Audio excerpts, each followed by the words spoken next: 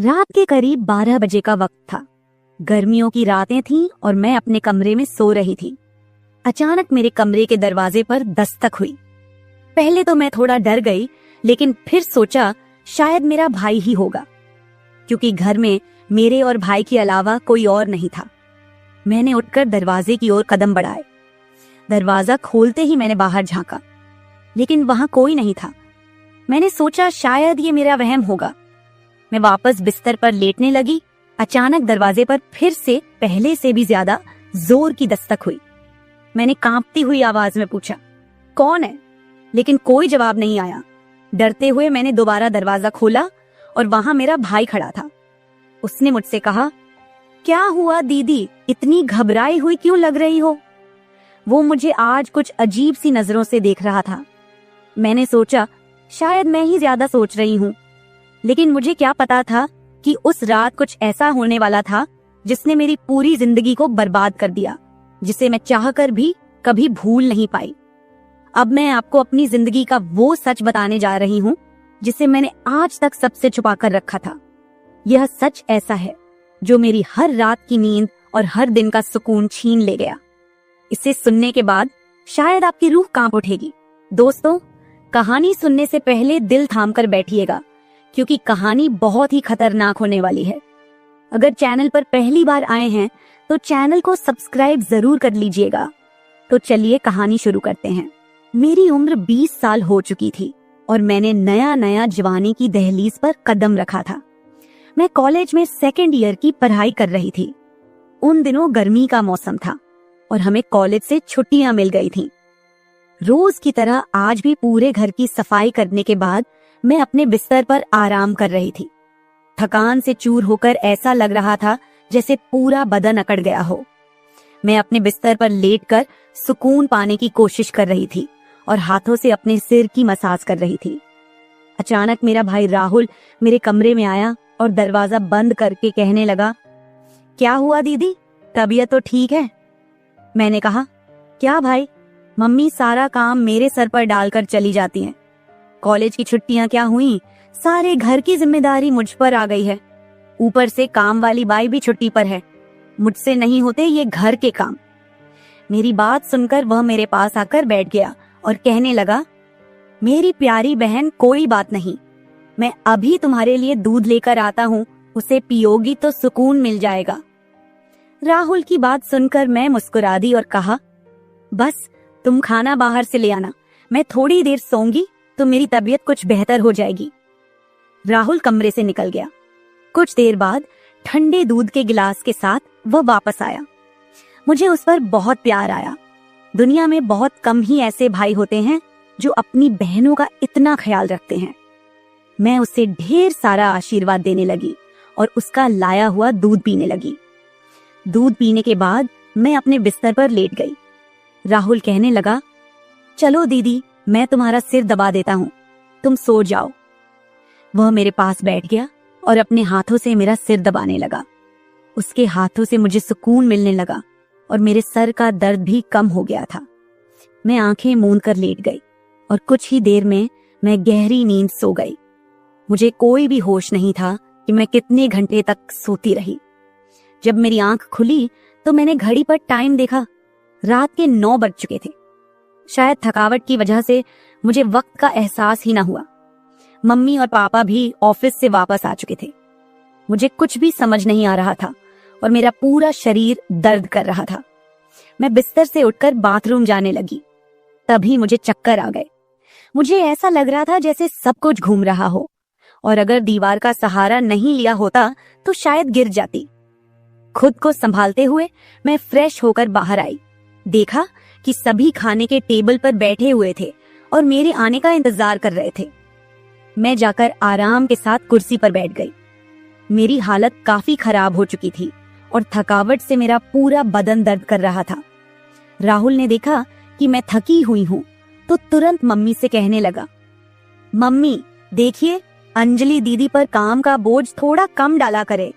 अरे, अगर काम वाली नहीं आ रही तो उसकी जगह किसी और को रख ले। यह बेचारी सारा दिन काम करके थक जाती है। देखें तो इसकी रंगत भी पीली पड़ चुकी है। वाकई में मेरी हालत दिन ब दिन खराब होती जा रही थी। मम्मी और पापा दोनों ही काम करते थे, क्योंकि सिर्फ पापा की जॉब से घर का खर्चा चलना मुश्किल था। साथ ही हमारी पढ़ाई का खर्च भी काफी था, इसलिए मम्मी भी उसी कंपनी में काम करती थी जहां पापा। हम दोनों भाई बहन कॉलेज जाते थे, लेकिन गर्मी के मौसम में छुट्टियां होने की वजह से घर पर ही थे। मैंने एक बात नोटिस की थी कि पिछले कुछ हफ्तों से राहुल मेरे कुछ ज्यादा ही करीब होने लगा था। जब से मुझे कॉलेज से छुट्टियां मिली थीं, तब से वह मेरा कुछ ज्यादा ही ख्याल रखने लगा था। अगर मैं घर का कोई काम करती तो वह आकर मदद करने लगता। कभी कभी काम करते वक्त मुझे थकावट महसूस होती तो वह मुझे आराम से बिठाकर मेरा सिर दबा देता। जब मैं उसे मना करती तो वह हंसते हुए कहता, नहीं दीदी, तुम बहुत काम करती हो, अब मेरा हक बनता है कि तुम्हें सुकून दो। मैं उसे रोक नहीं पाती और चुपचाप लेटी रहती। लेकिन एक रात जो हुआ, उससे मेरे होश उड़ गए थे। क्या राहुल कभी ऐसा कर सकता था? मैं अपने कमरे में सो रही थी। आधी रात के करीब मुझे महसूस हुआ कि जैसे कोई मेरे कमरे में आकर खड़ा हो गया हो।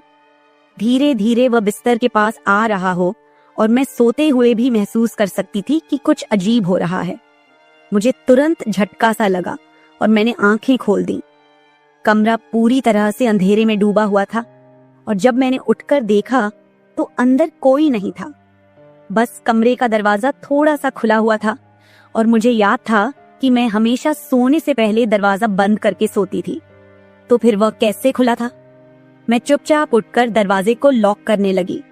फिर से बिस्तर पर जाकर सोने की कोशिश की, लेकिन जैसे ही मेरी आंखें बंद हुईं, मुझे फिर से कुछ कदमों की आहट सुनाई दी, जैसे कोई बिस्तर के पास आकर बैठा हो। और फिर मुझे लगा जैसे कोई मेरे पास आकर अपना हाथ बढ़ा रहा हो। मैंने पलटकर देखा, लेकिन कोई नहीं था। मेरी धड़कन तेज हो गई थी और मुझे घबराहट होने लगी थी। मैंने घबराते हुए कमरे की लाइट ऑन की और दरवाजा खोलकर बाहर झांका, लेकिन वहां कोई नहीं था। आज से पहले ऐसा कभी नहीं हुआ था जो अब हो रहा था। मुझे प्यास लगी तो मैं कमरे का दरवाजा खोलकर बाहर निकली। उसी वक्त राहुल भी अपने कमरे से बाहर निकला। मुझे देखकर उसने पूछा, क्या बात है, आप अभी तक जाग रही हैं? मैंने जवाब दिया, कुछ नहीं, बस ऐसा महसूस हुआ जैसे कमरे में कोई मौजूद हो। पानी पीकर मैं दोबारा कमरे में आई और पीछे पीछे वह भी आ गया। उसने कहा, आपको डरने की जरूरत नहीं है। अगर आपको डर लग रहा है तो मैं आपके पास सो जाता हूँ। मैंने उसे मना किया, नहीं, तुम्हें परेशान होने की जरूरत नहीं है, जाओ और आराम करो। लेकिन वह जिद करने लगा कि मैं आपको अकेला किसी भी हाल में नहीं छोड़ सकता। आपकी तबीयत खराब हो सकती है, मैं आपको तकलीफ में नहीं देख सकता। आप सो जाएं, मैं यही सो जाता हूँ। आखिरकार उसकी जिद के आगे मुझे झुकना पड़ा। मैं बिस्तर पर लेट गई और उसने भी सोफे पर तकिया रखा और मेरे पास में ही सो गया। लेकिन उस रात मुझे ऐसा महसूस हुआ जैसे कोई मेरी ओर काफी देर तक ध्यान से देखता रहा हो। उसने मेरे बालों को सहलाया, मेरे चेहरे पर उंगलियां फेरी और मैं सो रही थी। अगली सुबह जब मैं उठी तो मेरा मूड बड़ा अजीब था, लेकिन जब मैंने अपने आप पर गौर किया तो मैं हैरान रह गई। शुक्र था कि मैंने अपने आप को दुपट्टे से ढक रखा था। मेरी कमीज बेतरतीब हो चुकी थी। मुझे हैरत हुई क्योंकि आज से पहले मैं कभी इस तरह आराम से नहीं सोई थी। आज मैं बहुत खुश महसूस कर रही थी, न जाने क्या वजह थी। मैंने अपने भाई की तरफ देखा तो वह भी बहुत खुश था। मैंने उसको पूछा, तुम आज इतने खुश क्यों हो? तो कहने लगा, जिसको आप जैसी बहन मिल जाए वो क्यों ना खुश हो। घर के सारे काम निपटाकर जब मैं बैठी तो राहुल तेल लेकर मेरे पास आ गया। कहने लगा, अंजलि दीदी, आप अपने बाल खोल दे, मैं आपके सर में मालिश कर देता हूँ। मुझे उसकी हरकतें कुछ अजीब लग रही थीं। मैंने कहा, ये तुम्हारा काम नहीं है, जाओ अपनी पढ़ाई करो, मुझे मालिश की जरूरत नहीं है।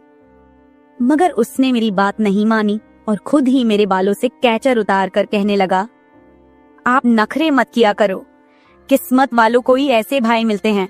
जब आपका भाई आपके खूबसूरत रेशमी बालों में मसाज करना चाहता है तो आपको क्या समस्या हो सकती है? आ जाइए, मैं आपके सर की मसाज कर देता हूँ, आपको बहुत सुकून मिलेगा। वह मुझे उठाकर कमरे में ले गया। मैं बेड पर तकिया रखकर लेट गई। मेरे बाल बेड से नीचे लटक रहे थे। वह मेरे सरहाने बैठकर मेरे बालों की मसाज करने लगा। राहुल मुझसे 3 साल छोटा था, मगर मुझे नाम से बुलाता था। कहता, आप इतनी प्यारी हैं कि आपको देखकर दिल करता है कि आप हमेशा इसी तरह मुस्कुराती रहें और मैं आपका लाभ उठाता रहूं। वह मेरे सिर की मालिश कर रहा था और उसके हाथों में जैसे जादू था। मुझे इतना मजा आया कि मैं नींद की वादियों में खोने लगी। तेल की खुशबू भी बहुत जबरदस्त थी। तेल की हल्की हल्की महक कमरे में फैल चुकी थी। मैंने उत्सुकतावश उससे पूछा, ये तेल कौन सा है? उसने मुस्कुराते हुए जवाब दिया, ये एक खास तेल है जो आपकी सुंदर जुल्फों को और भी चमकदार बनाएगा। आपके बालों की खास देखभाल के लिए ही लाया हूँ। उसकी बातें मुझे बहुत अजीब सी लग रही थी।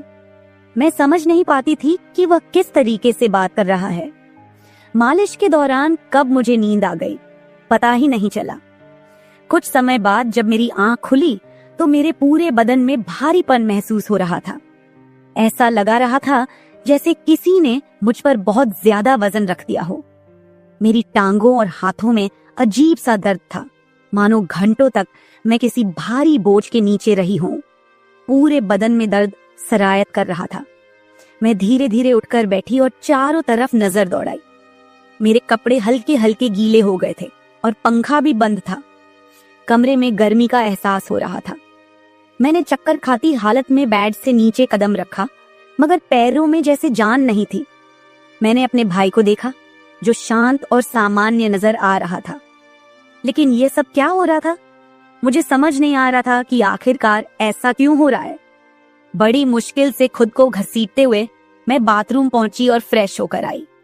आईने में अपनी हालत देखी तो ऐसा लगा जैसे मैं पूरी रात सोने की बजाय किसी मेहनत वाले काम में जुटी रही हूं। जब मैं कमरे से बाहर निकली तो मुझे हल्की हल्की फुसफुसाने की आवाजें सुनाई दी। ऐसा लगा जैसे कोई किसी से बातचीत कर रहा हो। घर में मेरे और राहुल के अलावा कोई नहीं था। फिर वह किससे बात कर रहा था? प्यास लगने के कारण मैं पहले किचन में पानी पीने गई, लेकिन तब तक आवाजें आनी बंद हो चुकी थीं। जैसे ही मैं किचन के दरवाजे के पास पहुंची, राहुल बैठक से बाहर निकलता दिखा। उसके हाथों में कई नोटों के बंडल थे और उसके चेहरे पर एक अजीब सी मुस्कान थी। मेरे माथे पर बल पड़ गए। उसने जैसे ही मुझे देखा चौंक गया। कहने लगा, दीदी आप उठ गईं। मैंने बिना जवाब दिए धीरे धीरे उसके करीब जाकर पूछा, ये पैसे कहां से आए? वह हड़बड़ा गया और तुरंत उन्हें अपनी जेब में डालने की कोशिश करने लगा। मैंने उसका हाथ पकड़कर उन पैसों को बाहर निकाला और सख्ती से पूछा, सच सच बताओ, इतने पैसे तुम्हारे पास कैसे आए? वह घबरा गया और कहने लगा, प्लीज पापा को मत बताना। ये पैसे पापा के एक दोस्त ने पुराने कर्ज के रूप में लौटाए हैं। मैंने सोचा था कि इनसे मोबाइल खरीद लूंगा। उसकी बात सुनकर मेरा गुस्सा 7वें आसमान पर पहुंच गया। मैंने उसे डांटते हुए कहा, क्या तुम्हें घर की हालत का जरा भी अंदाजा नहीं है? मम्मी पापा दोनों इतनी मेहनत कर रहे हैं और तुम इन पैसों से मोबाइल खरीदने की सोच रहे हो। उसने शर्मिंदा होकर पैसे मुझे थमा दिए। मैंने वो पैसे रात को पापा को दे दिए। उस रात राहुल ने मुझसे एक भी बात नहीं की और जल्दी सोने चला गया। मैं अगले दिन किचन में काम कर रही थी जब राहुल अपने दोस्तों के साथ घर में दाखिल हुआ। मैं जितनी हैरान होती उतना ही कम था, क्योंकि वह अपने दोस्तों को सीधा लाउंज में ही ले आया था। उस वक्त मैं दुपट्टा उतारकर बर्तन साफ कर रही थी। जब वह सब हंसते हुए अंदर आए, मैंने तुरंत दुपट्टा ऊपर लिया और फिर राहुल को समझाने लगी कि यह क्या तरीका है? तुम जानते हो इस वक्त मम्मी पापा घर नहीं हैं, फिर भी इन लोगों को घर ले आए हो। राहुल मुस्कुराते हुए बोला, दीदी ये घर मेरा भी है और आपको कोई दिक्कत नहीं होनी चाहिए। वैसे भी ये मेरे खास दोस्त हैं, आप उनके लिए खाना बना दें। वह मुझसे काफी नाराज हो चुका था, मगर अब मैं क्या करती? खाना तो बनाना जरूरी था। मैंने मजबूर होकर खाना तैयार किया और टेबल पर लगा दिया। मैंने गौर किया कि उसके दोस्त बार बार मुझे घूर कर देख रहे थे। वे सभी राहुल की उम्र से बड़े थे और अजीब तरीके से घूर रहे थे, जैसे कच्चा ही खा जाएंगे। मैं तुरंत अपने कमरे में चली गई और दरवाजा बंद कर लिया। उनके जाने के बाद मैंने राहुल से कड़े शब्दों में कहा, दोबारा तुम्हारे दोस्त इस घर में नजर न आए, नहीं तो मैं मम्मी पापा को सब बता दूंगी। राहुल ने कुछ पल मेरी ओर देखा और फिर मुस्कुराते हुए बोला, ठीक है, वो नहीं आएंगे, लेकिन आप मम्मी पापा को कुछ मत बताइए। मुझे राहुल की हरकतें कुछ मुश्किल सी लगने लगी थी, क्योंकि वह मुझे अजीब तरह से देखने लगा था। उस रात मैं बिस्तर पर लेटी थी और आराम करने की कोशिश कर रही थी। अचानक मैंने महसूस किया कि मेरे पैरों पर किसी का हाथ था। मैं हड़बड़ाकर उठी और देखा कि राहुल मेरे पैरों को अपनी गोद में रखकर मसाज कर रहा था। मैंने उससे ऐसा करने से मना किया, मगर वह कहने लगा, मैं जो कर रहा हूँ मुझे करने दे। इस घर में एक मैं ही हूँ जिसे आपकी इतनी फिक्र है। मम्मी पापा को तो बस अपने काम की पड़ी रहती है। खैर, मैं भी थक चुकी थी। आंखें बंद की और सोने लगी। राहुल के हाथों मसाज करवाने से मैं नींद की गहराई में खोने लगी थी, मगर जब मेरी आंख खुली तो मेरे होश उड़ गए। मेरा सर बुरी तरह चकरा रहा था। बिस्तर की चादर बिल्कुल बेतरतीब हो चुकी थी। बिस्तर पर एक पुरुषों की शर्ट और परफ्यूम रखा हुआ था। यह सामान किसका था? मैं तो कुछ भी बोल नहीं सकी। सर में इतनी तेज दर्द था कि मैं दोबारा बिस्तर पर गिर गई, जैसे मैं पूरी तरह होश में नहीं थी। मुझे अब समझ में आने लगा था कि जब भी मेरा भाई उस तेल से मेरे सर की मसाज करता था तो मुझे इतनी गहरी नींद क्यों आ जाती थी। मुझे पास में किसी की फुसफुसाहट सुनाई दे रही थी, मगर कौन बोल रहा था यह मैं पहचान नहीं सकी। मुझे तो बस राहुल की आवाज सुनाई दे रही थी। ऐसा लग रहा था जैसे वह मेरे कमरे में मौजूद हो और मुझे उठाने की कोशिश कर रहा हो, लेकिन मैं कुछ भी साफ नहीं देख पा रही थी। कुछ देर बाद जब मेरी आंख खुली तो सारा दृश्य मेरी नजरों के सामने घूमने लगा। मैंने सबसे पहले बेड की तरफ देखा, जहां शर्ट और परफ्यूम पड़े थे, मगर अब वहां कुछ भी नहीं था। आज फिर मेरी हालत बड़ी अजीब थी। मैं बच्ची तो नहीं थी जो ये सब कुछ समझ ना पाती। घर में मेरे और राहुल के अलावा और कोई नहीं था। फिर मेरे सोने के बाद ऐसा क्या होता था कि मेरा पूरा शरीर पानी से नहला दिया गया हो? सिर्फ इतना ही नहीं, मेरा शरीर दर्द से चूर था और रंगत भी बिल्कुल पीली हो चुकी थी। दिन ब दिन मैं कमजोर होती जा रही थी। उस दिन भी राहुल मेरे करीब आने की कोशिश कर रहा था, मगर मैं बहाना बनाकर अपने कमरे में आ गई थी। दिमाग में अजीब से विचार आने लगे थे। तबीयत भी काफी खराब थी। माँ ने मेरी हालत देखकर पूछा, क्या बात है, तुम ठीक नहीं लग रही हो? मैंने कुछ नहीं कहा। माँ ने कहा कि अगले दिन वे मुझे डॉक्टर के पास ले जाएंगी। उस रात मैं बार बार उठ रही थी और ठीक से सो नहीं पाई। अगले दिन मेरे मम्मी पापा रोज की तरह अपने काम पर चले गए थे। उन्हें शायद मेरी परवाह नहीं थी। मैं खुद ही डॉक्टर के पास गई, जहां अल्ट्रासाउंड में पता चला कि मैं पेट से हूं। मेरे तो पैरों तले जमीन खिसक गई। आखिर यह सब मेरे साथ कौन कर सकता था? राहुल मेरा भाई था, लेकिन फिर मेरे दिमाग में यह बात आई कि वह मेरा सौतेला भाई है। वो माँ की दूसरी शादी से हुआ था, जबकि मैं उनकी पहली शादी की औलाद थी। इस तरह की बातें मुझे गलत सोचने पर मजबूर कर रही थीं। समझ नहीं आ रहा था कि कैसे अपने माँ बाप को यह बात बताऊं। राहुल मेरा सौतेला भाई जब मेरे पास बैठता तो कभी मेरा हाथ पकड़ता तो कभी मेरे गाल खींच देता। उसकी हरकतें मुझे परेशान कर रही थीं, लेकिन मैं उसको कुछ कह नहीं पा रही थी। मेरे दिमाग में यही सवाल गूंज रहे थे कि आखिरकार मेरे साथ ऐसा कौन कर सकता है। फिर मैंने एक दिन अपने कमरे में मोबाइल का कैमरा फिट करके रख दिया ताकि सच्चाई सामने आ सके। उस दिन हमारे माता पिता घर पर नहीं थे। राहुल फिर से मेरे पास आया और मेरे सिर की मालिश करने लगा। मैंने पूरी कोशिश की कि मैं न सोऊं, लेकिन वह तेल इतना अजीब था कि मैं उसकी खुशबू से बेहोश हो गई। 1 घंटे बाद जब मेरी आंखें खुली तो माँ पापा घर लौट चुके थे। मैंने सबसे पहले कैमरे की रिकॉर्डिंग देखी। जो कुछ मैंने देखा वह मेरे होश उड़ा देने के लिए काफी था। राहुल मेरे कमरे में अपने दोस्तों को लाता था जो मेरे साथ बुरा व्यवहार करते थे। फिर अपना काम पूरा करने के बाद वे राहुल को पैसे देते और चले जाते। जब मुझे इस सच का पता चला तो मैं पूरी तरह से टूट गई। मैं गुस्से में अपने कमरे से बाहर आई और राहुल का गिरेबान पकड़कर मैंने उसे थप्पड़ मारने शुरू कर दिए। मेरी चीख सुनकर मम्मी पापा भी वहां आ गए। पापा ने मेरा हाथ पकड़ लिया और गुस्से में कहने लगे, क्या हो गया है? तुम इसे क्यों मार रही हो? होश में हो? क्या पागल हो गई हो? क्यों मार रही हो इसे? मैंने रोते हुए वीडियो दिखा दी कि यह जलील इंसान मेरे साथ क्या कर रहा था। वीडियो देखते ही माँ बेहोश होकर जमीन पर गिर गई। ये देखकर पापा को भी बहुत ज्यादा गुस्सा आया। उन्होंने राहुल को गुस्से में पकड़ लिया और उसे बुरी तरह पीटना शुरू कर दिया। उसके मुंह और नाक से खून बह रहा था। राहुल ने गुस्से में कहा, मैंने इसे कभी भी अपनी बहन समझा ही नहीं। मुझे पैसों की जरूरत थी। लोग इसके लाखों रुपए देने को तैयार थे। मुझे अपनी जरूरतें पूरी करनी थी, इसलिए मैंने यह कदम उठाया। मैं अपने कानों पर हाथ रखकर बस रोए जा रही थी। पापा ने उसे इतना मारा कि वो लहूलुहान हो गया, लेकिन जैसे तैसे खुद को छुड़ाकर वह घर से भाग गया और फिर कभी उस घर में वापस नहीं आया। इस हादसे को मेरे लिए भूल पाना तो दूर, इसे याद करते हुए आज भी मेरी रूह कांप जाती है। भाई वही होता है जो आपके सगे खून का हो।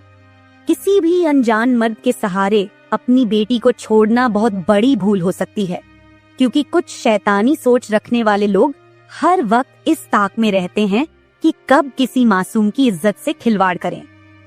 मेरी वीडियो देखने वाले सभी दर्शकों को यही गुजारिश है कि अपनी बहन बेटियों को कभी भी किसी अनजान मर्द के सहारे उन्हें अकेला न छोड़े और बेटियों की सिर्फ परवरिश मत कीजिए, उन्हें आत्मनिर्भर और आत्मरक्षक बनना सिखाइए। इस सारे मामले में आपको किसकी गलती लगती है?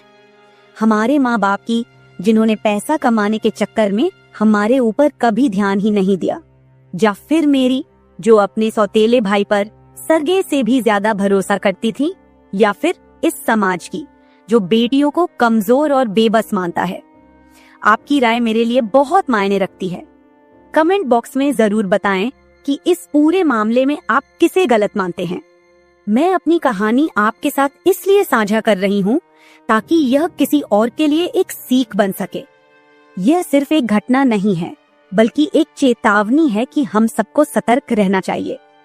अगर आपको मेरी यह कहानी पसंद आई और आप मानते हैं कि इसे सुनकर कोई और भी जागरूक हो सकता है, तो इसे शेयर जरूर करें। अगर आप ऐसी और भी कहानियां सुनना चाहते हैं जो मनोरंजन के साथ एक संदेश भी दें, तो मेरे चैनल को सब्सक्राइब जरूर करें। बेल आइकॉन दबाना मत भूलिएगा ताकि आपको मेरी हर नई कहानी समय पर मिल सके। कल फिर मिलते हैं एक नई कहानी के साथ। धन्यवाद। हेलो दोस्तों, आज की कहानी मेरे और मेरे ससुर जी के रिश्ते के बीच की है। मेरा नाम कामिनी है और मेरी उम्र अभी 26 साल है। मैं काफी खूबसूरत हूँ। मैंने अपनी बॉडी को पूरा फिट रखा हुआ है क्योंकि मैं रोजाना एक्सरसाइज करती हूँ। मेरी शादी को 7 साल हो चुके हैं।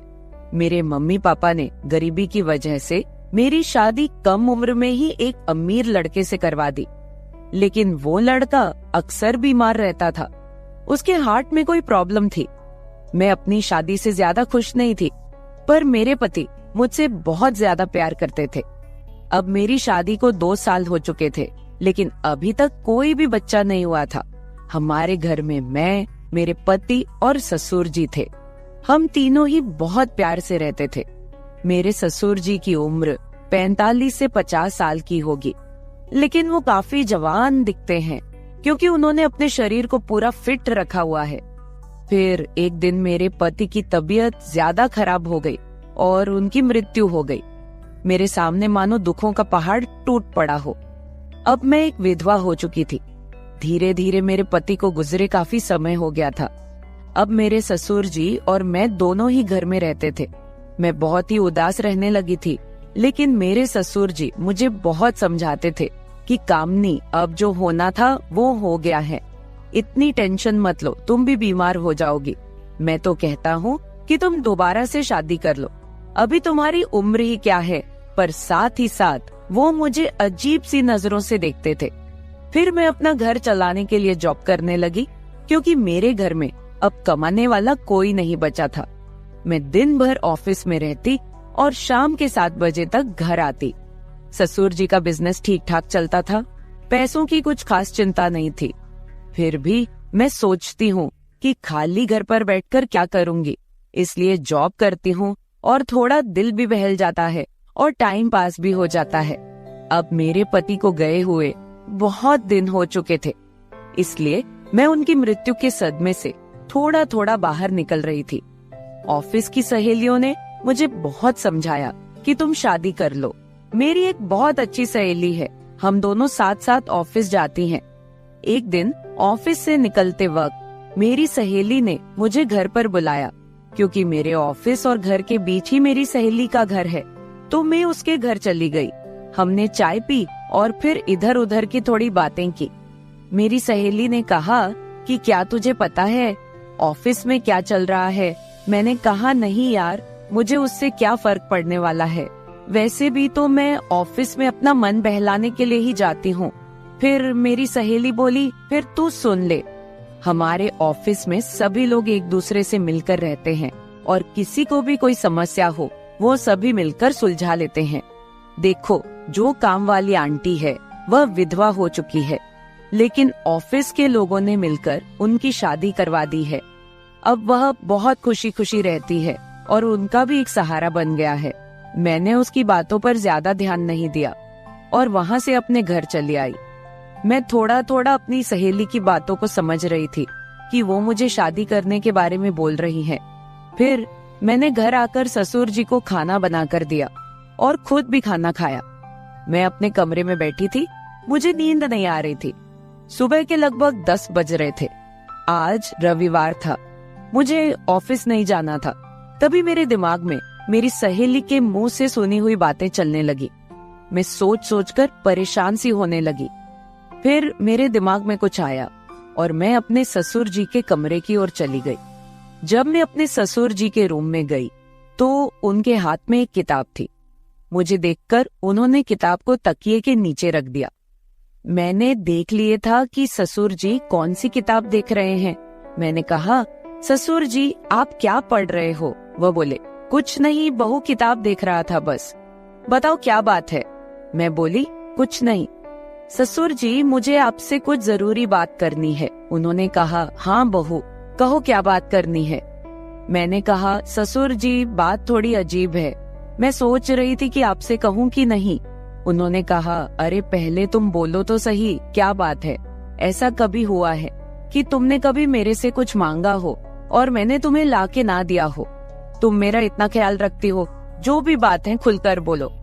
फिर मैंने हिम्मत करके ससुर जी को बोला कि अब मेरे पति की मृत्यु को 2 साल होने को आए हैं। उनकी मृत्यु के बाद से मैं बड़ी मुश्किल से सदमे से बाहर आई हूँ। अभी मैं घर से बाहर जाती हूँ तो मुझे बड़ी दिक्कत होती है। आपको तो पता ही है कि विधवा औरत की तरफ लोग कैसी नजरों से देखते हैं और उसके बारे में लोग कैसी सोच रखते हैं। आपने मुझे बहुत बार बोला है कि तुम शादी कर लो। मैं चाहती हूँ कि आप मेरे लिए एक पति की खोज करो, क्योंकि अकेले मेरी जिंदगी मुझसे नहीं निकाली जा रही। मैं भी चाहती हूँ कि मेरा भी कोई जीवन साथी हो जो मेरे सुख दुख की बात करे और मुझे बहुत ज्यादा प्यार करे। आपको पता है, एक औरत की कई जरूरतें होती हैं जो सिर्फ पति ही पूरी कर सकता है। बाकी आपको पता ही है कि मेरे माँ बाप तो इतने गरीब हैं कि उन्होंने पता नहीं एक बार मेरी शादी कैसे कर्ज उठाकर की है। मैं अब उनको कोई तकलीफ नहीं देना चाहती। अब मेरे लिए तो आप ही सब कुछ हो। मैं बड़ी हिम्मत करके आपसे ये बात कह रही हूँ। मुझे विश्वास है कि आप मेरे लिए कुछ अच्छा ही करोगे। उसके बाद ससुर जी ने मुझे अपने पास बैठा लिया और मेरे साथ कुछ बातें करने लगे और मेरे सुख दुख को बांटने लगे। फिर ससुर जी मुझसे बोले, बहू, जिस चीज की तलाश तुम बाहर से कर रही हो वो चीज तुमको घर में ही मिल सकती है। अगर तुम चाहो तो मैं तुम्हारी सभी जरूरतों को पूरा कर सकता हूँ। ससुर जी की बात सुनकर तो मेरे होश ही उड़ गए। मैंने बोला, ससुर जी, मैं तो आपकी बेटी सामान हूँ, आप ये सब कैसे सोच सकते हैं? ससुर जी बोले, देखो बहू, तुम्हें पता है तुम्हारी सासू माँ की मृत्यु के बाद से मैं अकेला ही जिंदगी बीता रहा हूँ। और जब से तुम्हारे पति की मृत्यु हुई है तुम भी अकेले जिंदगी बिता रही हो। अगर तुम्हारा इरादा हो तो हम दोनों का अकेलापन दूर हो जाएगा और हम दोनों एक दूसरे के सहारे जिंदगी बिता लेंगे और बाहर किसी को कुछ भी पता नहीं चलेगा। बाकी मेरे जाने के बाद ये सारी प्रॉपर्टी भी तो तुम्हारी ही है और इस प्रॉपर्टी को संभालने वाला भी तो कोई चाहिए। बाकी लोगों की टेंशन मत लो, वो तो जब तुम विधवा की जिंदगी जी रही हो तब भी बातें करते थे और अब भी बातें करेंगे। सच कहूँ तो बहू, मैं तो उसी वक्त तेरा दीवाना हो गया था जब मैंने तुम्हें पहली बार देखा था। फिर मैंने ससुर जी को बोला कि मैं सोचकर बताती हूँ। अगली सुबह मैं उठी और खाना बनाने लगी। अगले दिन मैं ऑफिस नहीं गई, मैं किचन में खाना पका रही थी। तभी ससुर जी किचन में आए और बोले, बहू आज ऑफिस नहीं जा रही हो क्या? मैंने कहा, नहीं आज नहीं जा रही हूँ, आज मैंने ऑफिस से छुट्टी ले ली है। आप कहीं जाने वाले थे, गए नहीं क्या? वो बोले, नहीं आज मेरी तबीयत ठीक नहीं है, मैंने सोचा कि आज घर रहकर आराम कर लेता हूँ। कुछ देर के बाद घर में कुछ मेहमान आ गए। हम लोग मेहमानों के आदर सत्कार में लग गए। मैंने उनसे हालचाल पूछा और उन लोगों से ढेर सारी बातें की। मेहमान के रूप में मेरे चाचा और चाची जी आए हुए थे। जब मैं मेहमानों से बातें कर रही थी तभी ससुर जी बाहर घूमने चले गए। उनकी आदत है कि जब वह घर पर रहते हैं तो वह खेतों की तरफ घूमने चले जाते हैं। फिर थोड़ी देर के बाद मेरे चाचा चाची भी खाना खाकर चले गए। दोपहर के 1 बजे का समय हो चुका था। मेरे दिमाग में ससुर जी की बातें घूम रही थी। मैं सोच रही थी कि इस अकेलेपन के साथ मैं सारी जिंदगी कैसे बिताऊंगी।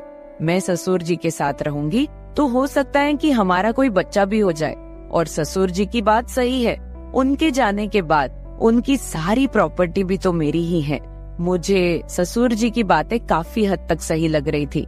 फिर मैंने ससुर जी को कॉल किया और बोली, ससुर जी खाना तैयार हो गया है, आकर खाना खा लीजिए। इस पर वह बोले, मैं अभी बाहर हूँ और मुझे थोड़ा टाइम लगेगा। मैंने कहा ठीक है, मैं जरा बाहर जा रही हूँ तो देर शाम तक वापस आऊंगी, क्योंकि मैंने मार्केट शॉपिंग करने के लिए जाना था। फिर मैं मार्केट चली गई और वहाँ से अपने लिए और ससुर जी के लिए कुछ कपड़े खरीद कर लाई। जब मैं घर पहुँची तो शाम के 7 बज चुके थे। ससुर जी अपने कमरे में सो रहे थे। मैंने ससुर जी को उठाया और वो नहाने चले गए। अब चारों तरफ शांति हो चुकी थी। शाम के 8 बज चुके थे। फिर मैं ससुर जी के पास गई और उनको वो सब बातों के लिए हाँ बोल दी जो उन्होंने मुझे कही थी। ससुर जी मेरी हाँ सुनते ही खुश हो गए। फिर मैं उनके साथ, उसके बाद तो आप समझ ही सकते हैं, जो होना था वो हो गया। मैंने ससुर जी को फिर से अपनी ख्वाहिश बताई और ससुर जी ने मेरी ख्वाहिश पूरी कर दी। हम दोनों ने 1 से 2 घंटे तक एक दूसरे से वो सब बातें की और सारा काम किया। इस तरह से हम दोनों ससुर बहू काफी खुशी खुशी पति पत्नी की तरह रहने लगे।